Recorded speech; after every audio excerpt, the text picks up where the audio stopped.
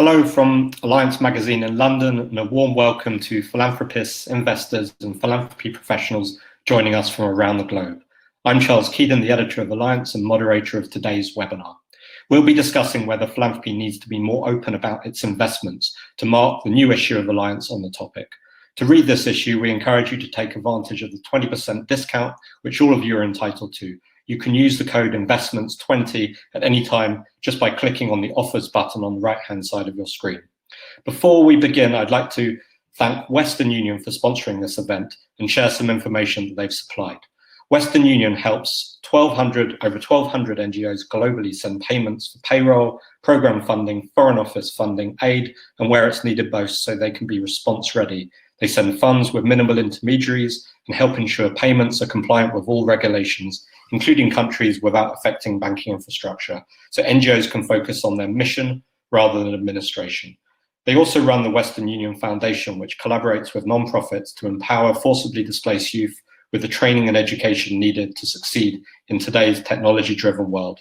And they provide funding to communities in crisis through disaster relief and other humanitarian efforts. And thank you to the Western Union for their sponsorship. And normally at this point, we'd ask our sponsors to introduce themselves, but in this instance, they've kindly offered to hand this introduction over to one of their partners, Worldwide Cancer Research. And with that in mind, I'd like to hand over the floor briefly to Debbi Jennings, who will say a few words about their work before we turn to today's topic. Welcome, Debbi. Thank you so much, Charles. And hello, everyone. I'm Debbi, Head of Brand Awareness at Worldwide Cancer Research. I'm joining you today from a very chilly Scotland. Our 3-day summer is well and truly over. It's a real pleasure to introduce this fantastic event. And although the last few months have been a despairing struggle for us all, it is super to be able to move this event online and interact with so many more wonderful people from a wide variety of organizations and all corners of the world. And I welcome you all today. Worldwide Cancer Research is a Scotland-based charity that for 40 years has kick-started cancer cures by finding and funding the best brand new cancer research ideas right across the world.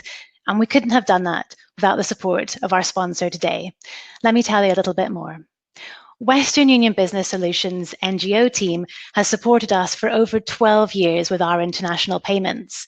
In that time, they've enabled us to deliver over £73.3 million in cancer research grant funding to universities and institutes around the world.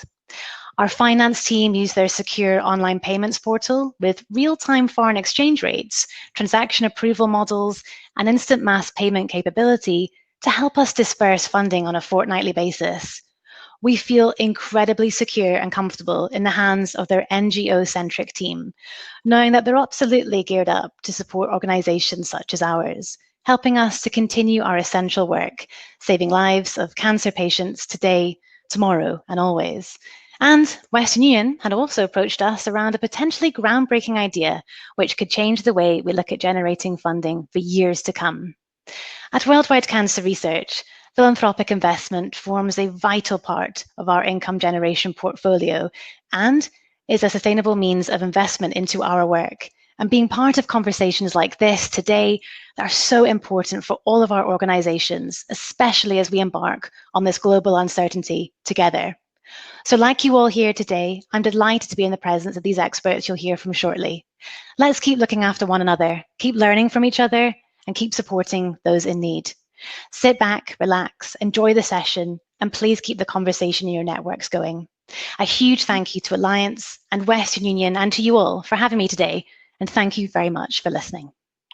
Thank you, Debbi. It's a pleasure to have Western Union as our sponsor today and for them to learn about the partnership they have with you at Worldwide Cancer Research. So thank you, Debbi. And now just on to today's main event, and that is to really think about the credibility of today's foundation, which depends on how it invests its assets, not just where it makes its grants. That's what several contributors to our new issue argue, and who could disagree? After all, foundation assets are an estimated $1.5 trillion, dwarfing the size of their annual grants. So by the sheer economic power of foundation assets, they seem to justify greater attention in our sector. But where to start? And what questions to ask? So for this webinar, I'm delighted to be joined by colleagues who have thought deeply about these questions. And they'll speak for 5 minutes each, and then we'll allow plenty of time for interaction via the chat screen on the right-hand side of your screen. Just write in who you are, where you're from, and any questions you've got based on what you hear. And our panel today comprises Danielle Walker-Palmour. As well as guest editing our new issue on foundation investments, Danielle is the director of the Friends Provident Foundation, and she also chaired a UK Association of Charitable Foundation task force on foundation investments. We're also joined by Rien van Gendt. He's a philanthropy advisor and chair of the investment committee of the Calouste Gulbenkian Foundation, one of Europe's biggest foundations. And Rien's also a former director of the Bernard van Leer Foundation in the Netherlands and brings a wealth of experience of actually thinking about and actually doing the work of allocating investments, or at least thinking about how they should be allocated. And finally, we're joined by María-Laura Rojas. She's the founder and executive director of Transforma and a senior advisor to the Climate Asset Disclosure Initiative in Colombia. I'm delighted to welcome her and all of our panelists today. And first, I'm going to go to Danielle. Danielle, welcome. As guest editor, what did you set out to cover in this issue? Why did you think an issue on investments was so timely, and what has stood out for you? Over to you. Thanks, Charles. I've really enjoyed being guest editor. It was absolutely amazing. And I mean, one of the things I really wanted to explore, and I suppose the golden thread running through the whole issue, is really that, you know, foundations have access to a range of assets, and I think we spend a lot of time thinking and talking about them in terms of networks, staff expertise, trustees who bring huge amounts of knowledge, expertise, passion, commitment, etc. We have huge flexibility, but quite often we just don't talk about our large financial resources, as you say, the trillions of dollars worth of assets that we control. And but the thing is that money is working away, hopefully in support of our mission, but unless we think and look at it, we'll miss it out. Well, could you say a little bit more about that, Danielle? In your lead article for the new issue, you say it's exciting to recognise the potential, the powerful capacity which rests on having one foot in the challenges that are facing global society. That's the social dimension, if you like, and the other in capital markets and investments. When people think about investments, they sometimes think about social investment and impact investing, but you're talking about something different. You're talking about foundation money in global capital markets. Is that right? I am, but I suppose I feel like, I think through the process of going through this issue and considering the wider range of assets, it's an opportunity to some degree to think really creatively. So it includes mission investing, direct investing in social enterprises and other activities, ESG investing, which is to do with capital markets, gender lens investing, thinking about how our investment activities impact on women and girls. So it's a huge opportunity to think about issues like systemic issues like fair treatment of workers or mineral extraction, and how it impacts indigenous communities. And it's just, there's so many facets to it that it's about investing in capital markets, but it's a huge opportunity to think about both issues and how they relate to the wider financial markets, but also how and what we do, like the process is incredibly important. So, I mean, one of the articles in the issue discusses race equality investing. So questions about who is investing our money, what is the diversity of thought going into managing our money? And in some ways, it's about the transparency of the process. Friends Provident Foundation, we undertook an exercise to open up and create transparency in how we make decisions about who invests our money through an ESG investing Olympics. So there's just so many facets to it, in addition to really playing on our strengths, as you say, in terms of having one foot in social concerns and change, as well as the other on financial institutions and markets. Thank you, Danielle. Could you say a little bit more about the ESG Investing Olympics, which I had the pleasure of attending earlier in London before the lockdown descended on us? And and everyone else. What did you try to do there? So it was a kind of, to be absolutely honest, we thought it was a slightly mad idea from some of our trustees who said we really should just get loads of people in the room to help us make this decision. We need to open this process up because it's anyone who has managed an endowment. We all sort of in some ways pretend we're commercial institutions and that we have to do, these are terribly commercially sensitive discussions, and we couldn't possibly have other people in the room who are not, commercially, vetted or something. And we had this idea that we would open it up to stakeholders. At first, we thought our grant holders, because it is a beginning, a tiny glimmer, but we do have grant holders who, not ours, but in other institutions who are turning down grants because they're not comfortable with where the money comes from and who is managing it and how it came to be. And we thought, well, it would be interesting to get some of our expert grant holders in the room to help us make the decision. And then we thought, actually, there are other stakeholders. There are other foundations who might well have interesting and useful questions to ask and expertise to bring, as well as just a whole range of people who we work with in our networks. So we thought, well, what is stopping us from opening up that process?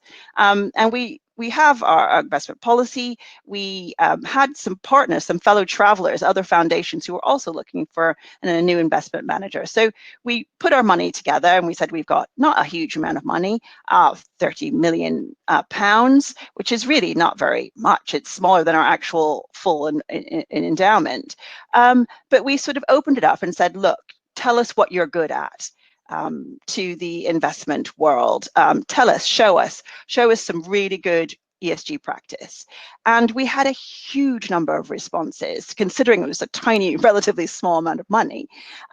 Huge numbers of responses. People want to showcase what they're good at. And the investment world doesn't get the chance to tell the world what it's good at. And it was really interesting, and it just brought a whole new layer of transparency. We had 100 people in the room.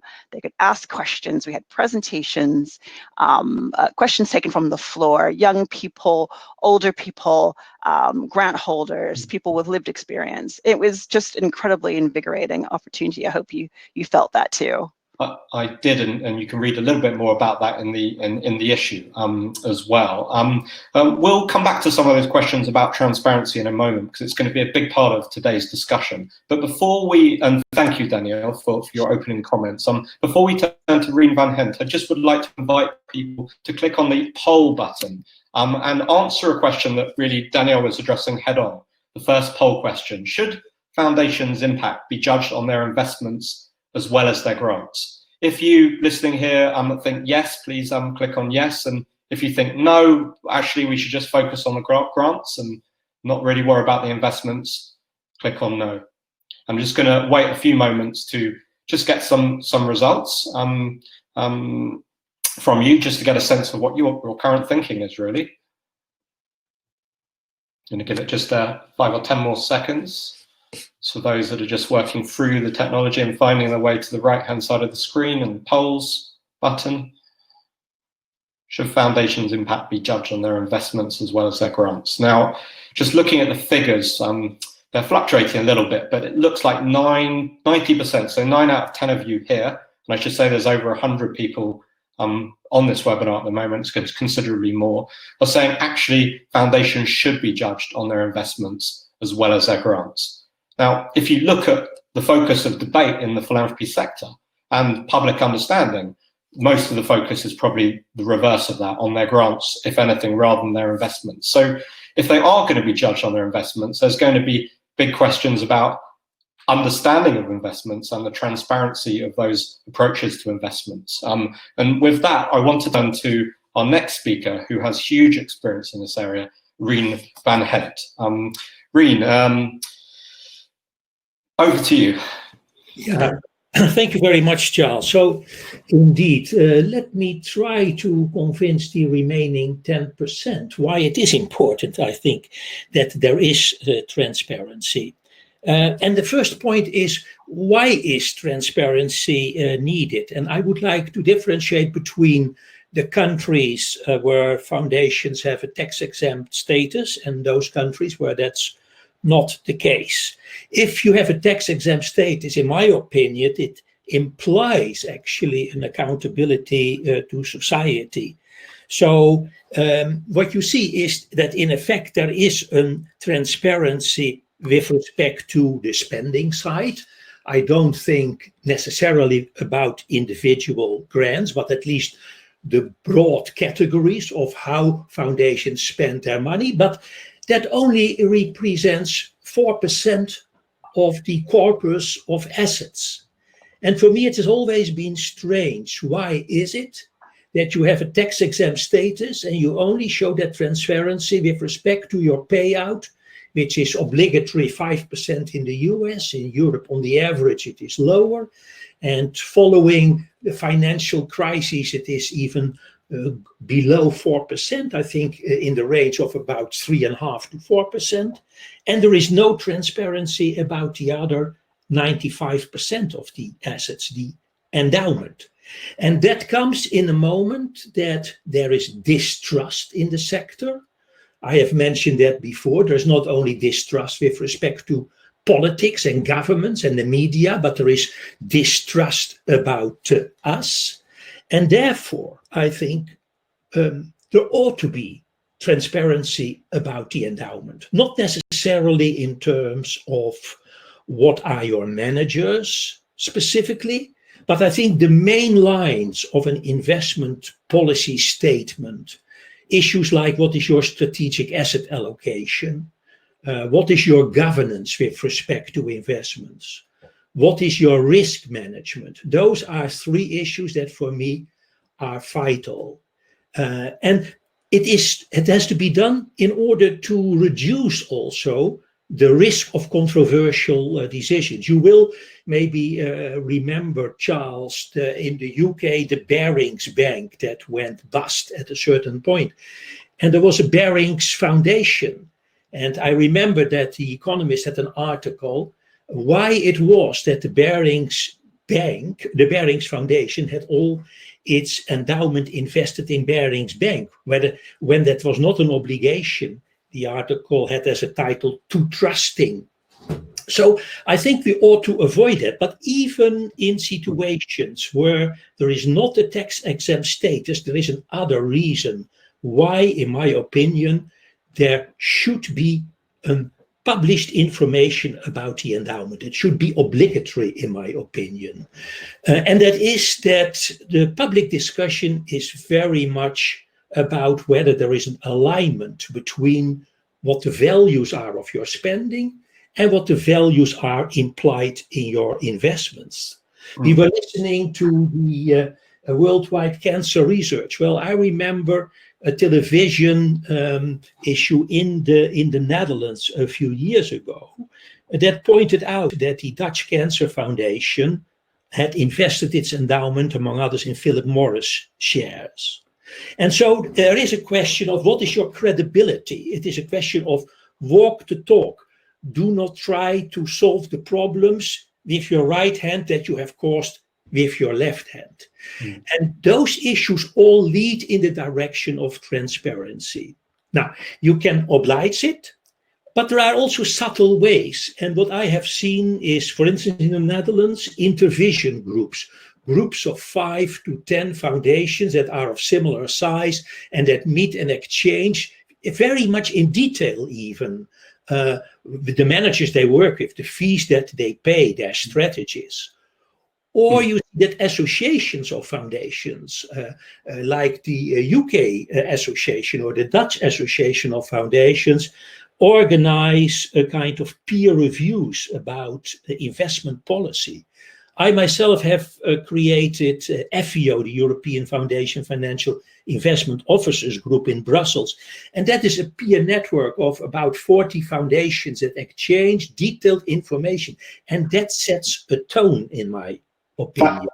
Thank you, Rien. That's very, very helpful and sets some context, and also your observations about philanthropy infrastructure are relevant here in terms of investment advisors coming together in the sector to think about best practice, along with infrastructure organizations.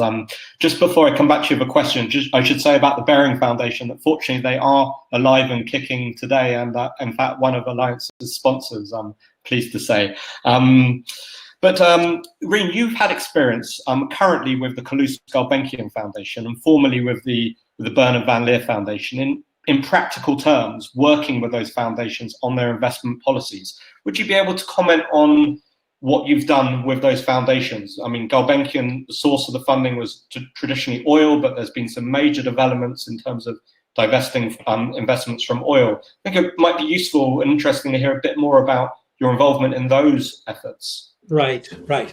And I see that across the board, actually. But let me take Gulbenkian as one example. Mr. Gulbenkian, known as Mr. 5%, the founder of the Iraqi Petroleum Company, invested 5% interest in other petroleum companies. And so his company was Partex, and that is a subsidiary of the Gulbenkian Foundation. I think that the foundation realized actually that fossil fuels is not going very well with the long-term nature of endowments, of foundations. Another argument you could say is, how can you manage as a foundation an oil and gas company or any company? In Van Leer, we were the owner of the Royal Packaging Industries Van Leer. So we were not a corporate foundation, but the founder has disinherited his family in order to put all the shares in the foundation. And the same question there was, how can we manage as a foundation professionally a company? So for a number of reasons, you see those divestments, and that took place with Partex in the case of the Gulbenkian Foundation last year. That adds money to the endowment, and I think the Gulbenkian Foundation is taking a bold step, like Van Leer is doing at this moment, in saying we ought to look for an alignment between the values of our spending and the values of our endowment. And that means ESG strategies. And then you have many different tastes, and I hope that we can discuss that. But what I see is that once you are in index trackers, for instance, you can go into ESG trackers. When you have active management in equities or in fixed income, you can look for ESG types of investments. But it is also important to discuss whether you should be an engaged shareholder, whether you should use your proxy voting mechanisms in order to raise your voice. Because looking at the Alliance magazine issue, I would say it is not always a matter of divesting. Maybe it is stronger sometimes to stay invested in a company and to see, for instance, that there is a transition, an energy transition to new energy forms, so that you can raise your voice, not as an individual foundation, but you can form partnerships. The Rockefeller Philanthropy Advisors brought out a few years ago an interesting publication about proxy voting. And what I see is separating out a special revolving fund for impact investing. So I see all three, Charles, that is ESG trackers or active investment. I see engagement and proxy voting, and I see impact investing, a revolving fund to look into direct investments or into funds that form a basket of those opportunities. Thank you, and that's all very clear, and hopefully we can come back to some of those themes. We actually have some pieces on critical shareholding in the issue as well, so thanks for raising those. Before we go on to María-Laura, who will really bring a climate lens to this question, I want to just turn your attention to the polls once again, and the second question. Now, Rien, you made the case for transparency in investments, but you didn't necessarily say that transparency necessarily had to be around disclosure of who manages assets or further details. So just wanted to ask the question here, should foundations be required to say who manages their assets? That's the investment houses that manage their assets, and how much their investment managers are paid. So should there be much more disclosure than just some minimum basics? And if you can have a look at the poll and answer always, only when appropriate or never? Just to gauge your views on, if you like, the spectrum of transparency, how far do we think it should go from the current baseline, which is quite limited? And again, you can click on the poll on the right-hand side of your screen and then click the answer. Just going to give a few seconds there. And again, we can come back to this question in the discussion. It's great to see so much conversation taking place already in the chats, and I'll promise I'll do my best to get to that shortly. Okay, so it looks like half of the people attending this webinar are saying that foundations should be required to say who manage their assets and how much investment managers are paid. And just under half saying, well, maybe, but only when appropriate. And only 1% saying never. So, your views here are very different to what is the common practice in the foundation world at the moment. So useful insight, I'm sure, to people who are following this discussion. So thank you for that. I'm now going to turn to María-Laura, who is focusing on the question of investments from the point of view of climate. And she also will bring us a perspective from Colombia and Latin America. I'm delighted to have you with us. Thank you for your piece in the new issue. And over to you, María-Laura.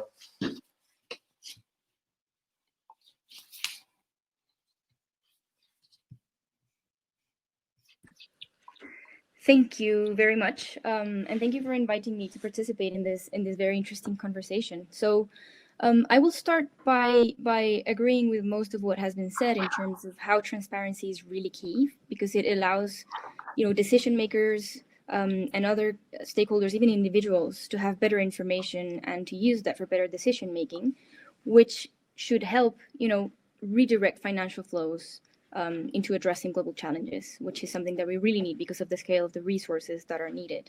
And so how is this important to philanthropy? It is because financial resources have an impact wherever they are. And this is true both for grant making and for investment. So financial resources are incentives always. So where are we putting them? Which resources, what are we enabling with our resources? And that's a key question for philanthropy, which, at least in its grant making, is focused on doing a greater good, right? So it is relevant for the investments also. And it is a matter of scale, but also of systemic and collaborative approaches to what we need to address. And so I'm going to talk a little bit about Latin America. So in Latin America, we have a different philanthropic ecosystem than that we find in the US, for example, or in Europe, because while 90% of foundations globally are independent, it is the case in Latin America that close to 50% are corporate or semi-corporate. And in cases like Argentina, it goes even up to 75%. And in countries like Brazil and Colombia, which is my own, it goes over 60%. And this is relevant because, of course, it speaks to the independence of the foundations and the dynamics in the market and how it works. So, and it's also relevant that many of the biggest companies in Latin America, because we are very dependent on commodity exports and on fossil fuels, many of the biggest companies that we have who have foundations are in oil and gas, aviation and construction, which are all carbon intensive sectors.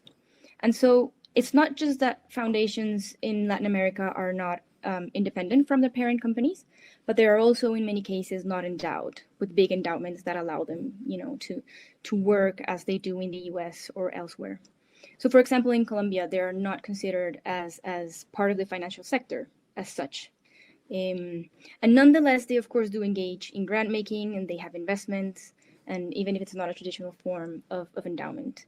And so, however, the issue of transparency really remains fundamental. And I agree with the poll that foundations' impact really should be judged also on the investments as well as the grants. And so in the article, I don't know if you want me to address this now, I suggest a couple of key specific actions that can be taken in order to improve transparency on the sense. I'm sorry? I was just saying, please go ahead and focus in on those specific actions you think need to be taken. Great, thank you. So the first one that we suggest, and it's also what we're working on with the Colombian Climate Asset Disclosure Initiative, of which I am an advisor in Transforma, it's disclosure. And this is really fundamental. And as I was mentioning, it does include grant making and investments. And in the case of climate change, which is what we are focusing on, for example, standards such as the Task Force on Climate-Related Financial Disclosures are really relevant. And they have been gathering increasing momentum, especially in Europe, but we're trying to bring it also to Latin America so that it gets, appropriated and that we have actual ownership of that and we understand the need for it and we actually use the information that it provides. And so disclosure is just a basic step, right? So that you have information to take action. And what actions can be taken based on this? One of them is divestment, but I know that this raises a lot of eyebrows and questions. And I do know that this is not always the answer, and Rien addressed this, and I agree. It's not always the answer because of at least two reasons. On the one hand, for example, for our investors in Colombia, because of market limitations. Like even if you wanted to, it's not like you have a huge range of other options to do that because of the way that the market is built. So sometimes you can't do that, but also sometimes you really want to take advantage of the chance to influencing everyone that goes, in the chain of the stakeholders that you have access to influence them to do better, to disclose, to reduce emissions, to increase resilience. So another option that's not divestment is, as Rien was mentioning, engagement. And this is a very powerful one that we're already starting to see in Latin America. We're not very used to that, but the announcement of BlackRock last year that they would divest from companies that were not disclosing and not, doing their bit on addressing the global challenges of climate change really had a lot of the stakeholders in Colombia really take it seriously because it is consequential for sure. But for other types of actors like the ones that we have in Colombia, because BlackRock, of course, is huge and it's not a local stakeholder, it's not as easy. So engagement is key because it can help to move, actors in the system rather than just moving away. And the other is to try and think of innovative financial instruments that help to decrease the risk of investments and to increase impact. And this is important for foundations, not just because it should be aligned in terms of the mission, right? If your mission in your grant making is addressed to, greater good, global challenges, or local needs even, the investment should be addressed with this and aligned with it, not just for coherence, but because in the case of climate change, for example, if you're depending on your endowment to be able to continue your grant making, then you really need to consider climate change as a material and transitional risk to your resources. And so it makes sense both from a mission perspective and from a business perspective, and it really needs to be taken into account quickly. The second action point was that measures of success should include criteria on global challenges and not just local interventions. And this is not mutually exclusive. Fortunately, I know it does sound like sometimes, but it is really connected. It is linked, it is intertwined, and there's a lot of local interventions that will not be sustainable if we don't address global challenges. And the third one is the engagement also with the parent businesses. So as I was mentioning, it can go in various directions. It's easier, of course, for asset owners, which is what CECADI, the Colombian Climate Asset Disclosure Initiative, is focused on to do this, but it can also be, attempted from different access points in the system. And so we're starting to see small steps in Latin America regarding this, and we hope that it will, pick up quickly in the following couple of years. Thank you, María-Laura. Thank you for that kind of clear overview and also focus on what's happening in the specific Latin American context. We really appreciate that as we try to make sure there's a global conversation. So thanks to all the panelists for their opening comments and for reflecting on some of the issues. Before we go to the chats that you're seeing on the side of your screen, we've also had some questions submitted in advance, and I just want to raise a couple of them as well. Pat Rosenfeld, who's a consultant at the Rockefeller Archive Center and president of the Rosenfield Fund, she asked if the panel can discuss whether there's a right way to invest when weighing up present needs versus future ones. This is a point that was raised by actually the Hewlett Foundation's Larry Kramer in his interview in The Issue, where he says that a focus on immediate needs spending more now could risk discounting the needs of future generations. And there is a lot of public pressure for foundations to spend their endowments or find ways to draw on them. The Ford Foundation's borrowing is one example as well. And those foundations that are resistant to that may find themselves under growing scrutiny or even criticism. So Pat also wanted to know how the panel members thought that decisions about the need to maintain a longer term view, maybe a perpetual view, but not necessarily, maybe just a longer term view, how that should be communicated, if indeed it is justified. So would any of the speakers like to comment on that? Yes, I would like to, Charles. Rien here. What I found interesting is that you mentioned in the announcement what are current foundation orthodoxies around investments. And I think precisely like the issue that Pat is raising here, there is the orthodoxy of perpetuity. And as we live in a low interest environment, and as you see that the expected returns of practically all asset classes are lower now than they were a few years ago, and as you see that there are every asset class is correlated with any other asset class much more than before, we live in an environment that foundations tend to spend less. I see those discussions in the US. That's more difficult, of course, 5% obligatory. But in Europe, I see that because of those circumstances, there is a pressure on the spending in a time that there is more than ever a need to spend. And therefore, for me, perpetuity is not a holy grail. There are urgent needs right now. And therefore, I think foundations should seriously discuss whether they ought to be there in perpetuity or not. In that sense, I found the initiative of the Ford Foundation, Darren Walker, interesting, when he said that like governments that realize that you can borrow money at this moment for free, more or less, and companies do so, why are we not doing it? And so, I'd like to put that point to Danielle. Surely in the case of the Ford Foundation, they're having their cake and eating it, because what they're doing is borrowing against their endowment rather than committing to spend down any of it. So, they are, one could argue that that is still the perpetual model in action. What's your take on it, Danielle?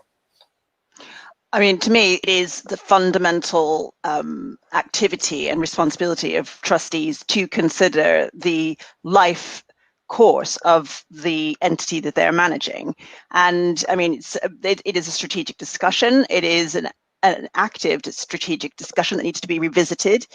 So it's no kind of like putting it to bed, that's it, we're here forever. Surely the mission's got to be central. And saying, right, we need, our foundation has a very flexible approach to spend. That's a legal framework. I mean, there are legal constraints that foundations need to think about.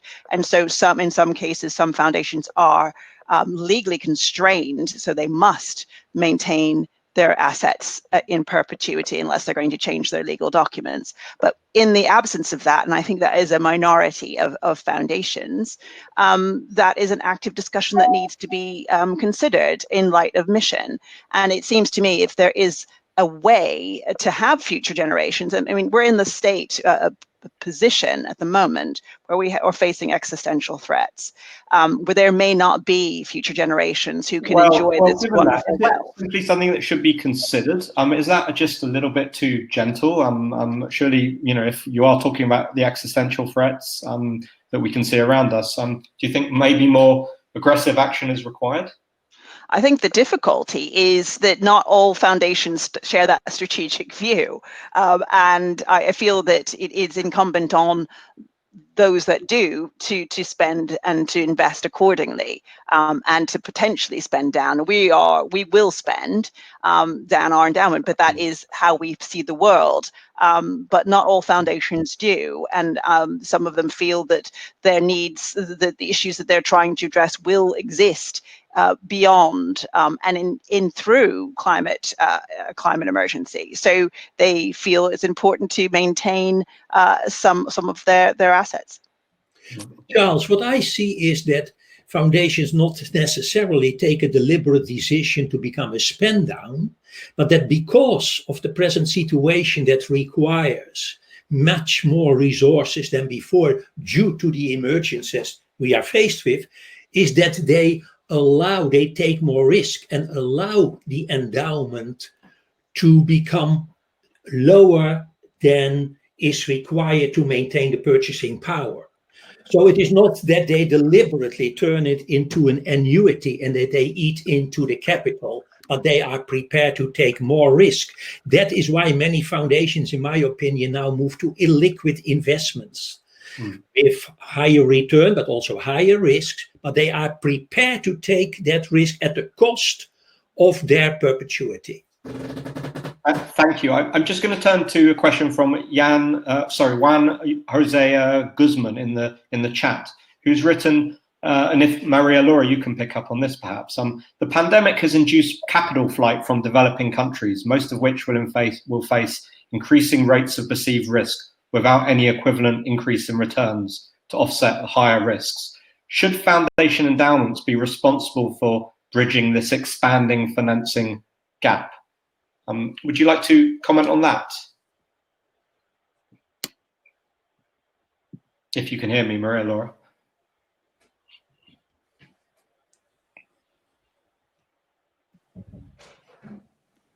Hi, yeah, just reading the question, a second.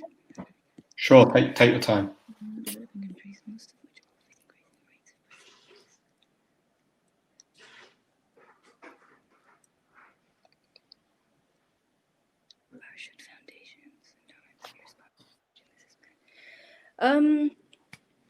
I would say not necessarily, especially because indeed, as I was saying, foundations, at least foundations in the region, probably do not have the power to do this, because as I was mentioning, the scale of the resources that they manage and that are used for the grant making are not as big as to be responsible, of course, for bridging the expanding financing gap. So I don't think that that's where I would put the responsibility of addressing that. But if I may, I wanted to really answer quickly just the previous question. I promise I'll be quick. Sure. I do think that there's a right way to invest while reconciling, present and future needs.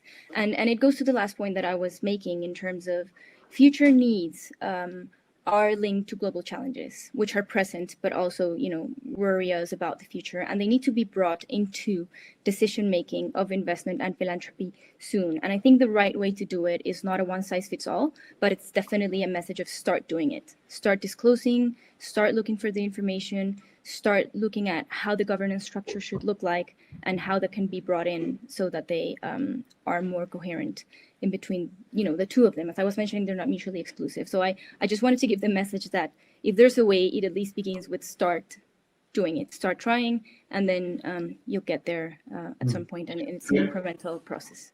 No, that's helpful, and it sounds like there is a real effort on your part, and hearing from Danielle as well, and Rien, to find a third way, to make this work for foundations. But what about in the case where it doesn't work? And Evelina Oblesevitz, and apologies, Evelina, if I've mispronounced your name, but you asked, what are some of the factors that make responsible investment a challenging or inadequate alternative for your foundation? And while I don't think that's necessarily specific to the foundations that you've represented, I just want to take the example of the Hewlett Foundation in the interview in Alliance, one of the biggest and most thoughtful foundations focused on climate issues.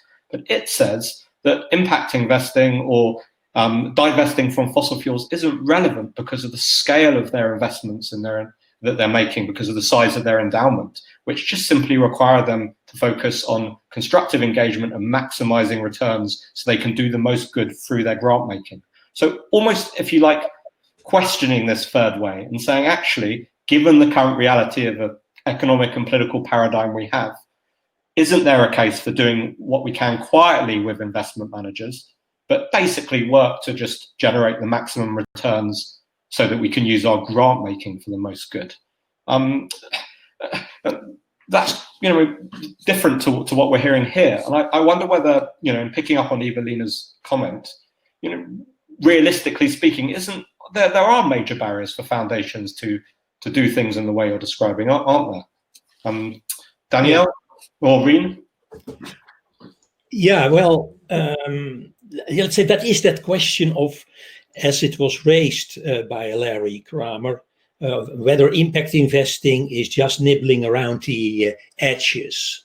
Yes. And you could say that may be the case, but in the same way, you could say that about philanthropy itself, that in comparison to public money, we are all nibbling around the edges.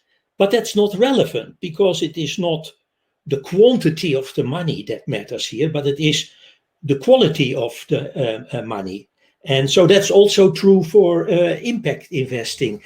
And of course, it is complex, like investing in private equity is complex. There is hardly a pipeline, you can say. It requires special competencies from a foundation and program offers to become involved in the due diligence about impact investing. There are questions about how do you evaluate it in your balance sheet? Is that against cost price or net asset value? But having said that, it is highly important, because I think it is even arrogant to say that you just make donations because you don't take into account what the needs are on the receiving side. It is much better for a recipient sometimes to get a loan or a guarantee in the form of an impact investing than a donation.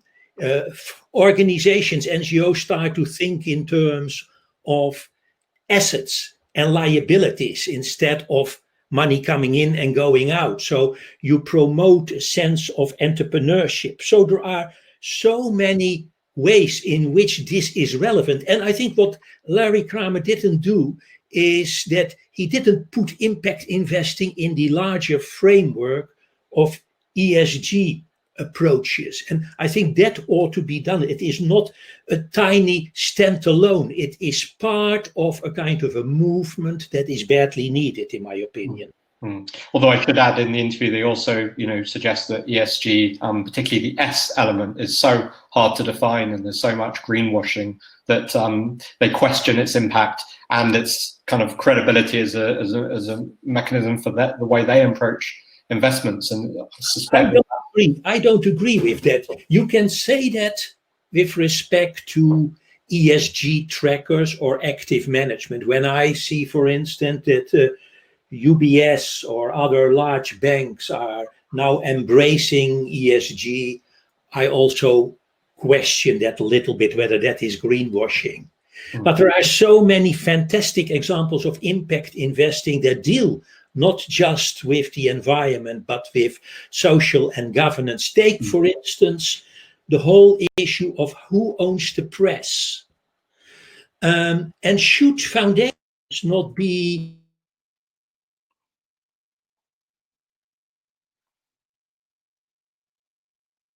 Hello, Rien?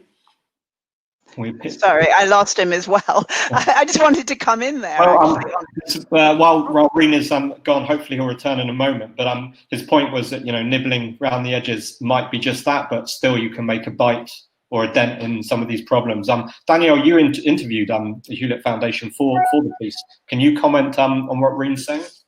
I mean, I think it's a really interesting point. I suppose I feel there's a tension that in the question that Evelina kind of highlighted, and I think it's played out in the Hewlett discussion. I think responsible, and another term is used, responsible investing and intentional investing. It's just the idea that you're thinking about your investments is the beginning of a conversation and an approach. So I think the other thing I suppose that came through the Hewlett conversation was the scale of their investments is, you know, the size of a probably a medium-sized country. It's a country. It's a huge amount of money. So they approach it, and they have a relatively small investment team. So as us managers of foundations recognize, you know, resources do to some degree have an interplay with the way you approach investment. I mean, one of the side points I would make is that in Europe, it's relatively rare for us to have very large investment teams. We mostly outsource our investment activity to our managers who are in investment houses. We rarely have very many staff, particularly in the UK, in-house to manage sometimes millions of pounds. I mean, there's a foundation here who has £1 billion and has 2 people inside. Just on Danielle, on investment houses, we know that some foundations are reluctant to even be able to disclose who their investment houses are.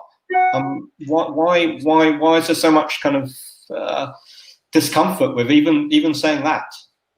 I think it is this kind of faux commercialism. I think there is a kind of sense that sometimes the advisors who are advising foundations come from a kind of pretty old school lack of transparency and accountability. And I think that's all changing. I think in the era of big data, these things can be found out.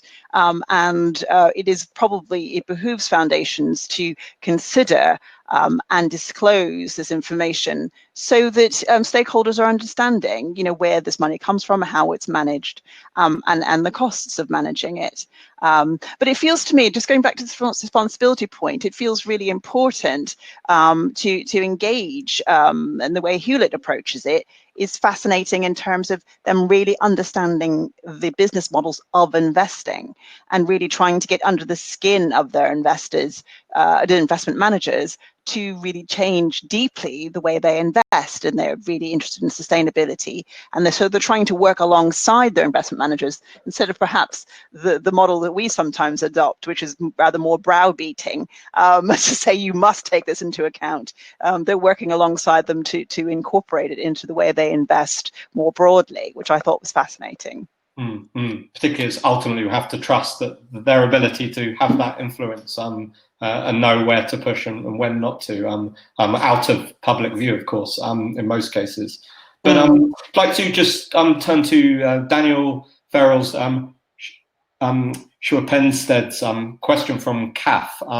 Are there successful examples of foundations and trusts using their role as activist investors in affecting change, internal change in companies? What are the success factors? And I wonder whether we could just put that to our panelists. Maybe we go first to you, María-Laura, from your vantage point. Are you seeing any successful examples?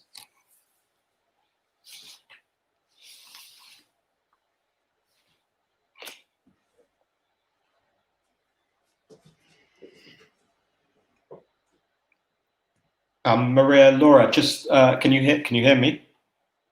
Yes.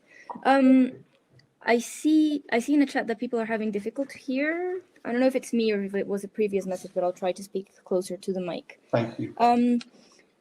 Well, as I was mentioning, this is starting to happen in Latin America, but and it's not foundations really because of the nature that they have, especially in Colombia and in other countries in the region that have this power. But other asset owners that are similar to other foundations elsewhere do have the capacity to do this. And there's challenges in terms of a lack of regulation around it, because as I was reading on one of the articles in the issue, can't remember by whom, if any of the asset owners, you know, divests or makes a bold move in this, in terms of not engaging but divesting, unless everyone else is doing it, then it doesn't really have an impact, right? So there's a lack of regulation that would allow this to become, you know, critical mass for it to actually have impact. But as I was mentioning, for countries like Colombia, announcements like that of BlackRock and other asset managers really do have an impact. And so we have seen, you know, and they announced that they would divest and it's not happening now, but it does get stakeholders moving and seeing what they can do to avoid that, and that usually, you know, nudges them in a direction of starting to make decisions, to gather information, to make change. So it can happen. It's starting to happen in Colombia. And with the Colombian Climate Asset Disclosure Initiative, we are hoping to also get not the multinational ones, but our asset owners here, which the biggest ones are pension funds and insurer companies, to start doing that. Because as I was mentioning, there's a lot of limitations because of how our market is structured to do divestment. So engagement is really going to be more of a key action point than divestment. So we'll see how that goes. It's starting to get traction. Oh, thank you, and keep us posted. And Danielle, if I can turn to you with the same question, perhaps you'd want to comment on the issue Banca Etica in Italy and the work that they've been doing with the Secretariat on European Responsible Investment Network and their approach to critical engagement. Absolutely. I mean, I was going to say that's so exciting this is beginning to be a tool for philanthropists in Europe and in the US. Certainly, I think Nathan Cummings Foundation is also quite active in New York. And this is really about voting your shares, engaging directly with companies. I mean, the Friends Provident Foundation particularly, and also in some of our European partners, we're actively buying shares in companies we don't hold in order to engage with them about activities we feel are problematic. We've actively bought shares in an energy company so that we can actually have conversations with them about just transition, which is another issue, which is their transition to decarbonized future, which Nick Robbins's article touches on. And it is a kind of connection between our grant making and our investment. And so we can actively use our shares as a lever, but also voting them and engaging with companies. And this is a growing trend. And in the chat, there's a mention of Share Action, which is another really exciting, it's a organization we support and have supported for some time. And there's a European part of that. And I think María-Laura is also involved in activity in Latin America in that direction. So there is movement here to support philanthropists who want to take the next move. Thank you, Danielle. And I just want to check if we've got Rien back. Yes. Well, great. Just wanted to know if you'd like to make a final comment. Hannah Sermatz at the European Foundation Centre asks if there's a role for policymakers to stimulate more mission-related investments, particularly where there's restrictions in some European countries about how foundations can invest their endowments. If you'd like to briefly comment on that and anything else you were trying to say before you got cut off before, please go ahead now. Right. Well, I think this is a very important issue. There is not, let's say, in the UK, you have a public interest company, something in between a foundation and a for-profit company. In many continental European countries, you don't have it. And you have always to be careful whether if you move to impact investing and do direct investments in companies, you become a limited partner in a venture, whether the tax authorities will say, hey, you are entering into competition with the regular corporate sector. And so it is a question of constantly discussing with the tax authorities that a foundation that have an endowment is not just investing it in index trackers, but can be engaged directly into companies. The point here is, and that's my final word, is that we don't have shareholders. So there are no private people that are benefiting from those activities. What ought to be made clear is that it is a revolving fund. Everything that comes out of those investments is being plowed back into the endowment. Thank you, Rien, and a positive note to end on. I hope you've all enjoyed today's discussion on foundation investments. Clearly, it could have run on, and I know it's quite a broad conversation, but hopefully the first or a continuation of many other themes that need greater attention. And if you found it helpful and engaging today, I'd encourage you to open up a whole world of philanthropy by reminding you that you can subscribe today at alliancemagazine.org, use the code investments20 for a 20% discount. And just before we go, I want to just do a couple of things. First of all, I'd like to tell you about our new column, Philanthropy Confidential. It's your space to get confidential advice and feedback on issues and dilemmas you're experiencing in philanthropy. We will publish your responses from our secret correspondent in our next issue. And you can submit your questions, confidentially, of course, via our online form at alliancemagazine.org/philanthropy confidential. Please do make use of this new column to contribute to our sector's accountability and share what's on your mind. That's alliancemagazine.org/philanthropy confidential. I'd like to end by saying thank you, in particular to our expert panelists, Danielle Walker-Palmour in the UK, Rien van Gendt in the Netherlands, and María-Laura Rojas in Colombia. Thanks to our sponsors, Western Union and their partner, Worldwide Cancer Research. And thanks to the Alliance team, in particular our marketing, advertising and events manager, Amy McGoldrick, who you haven't heard from but has been instrumental in making sure that today's event went to plan. Thank you, Amy. And thanks to all of you for being part of the Alliance community today. Our webinar series continues in October when we'll be discussing climate movements and the role of philanthropy in supporting them. And that will be with our digital editor, Elika Ruhi, who will be in the chair. And we'll be devoting our next issue of Alliance magazine to the latest in global health philanthropy. And that issue will be guest edited by colleagues at the Open Society Foundations. So do drop us a line at Alliance if you'd like to advance order your copy of that one now. I can assure you it's not one to be missed. So with that, thank you, all of you. And thanks to all of you for your comments online and chats. I'm sorry to those of you whose comments we didn't get to, but we'll be producing a write-up that will be published in Tuesday's Alliance, so look out for that. So thank you for joining us today, and we'll see you next time. All the best.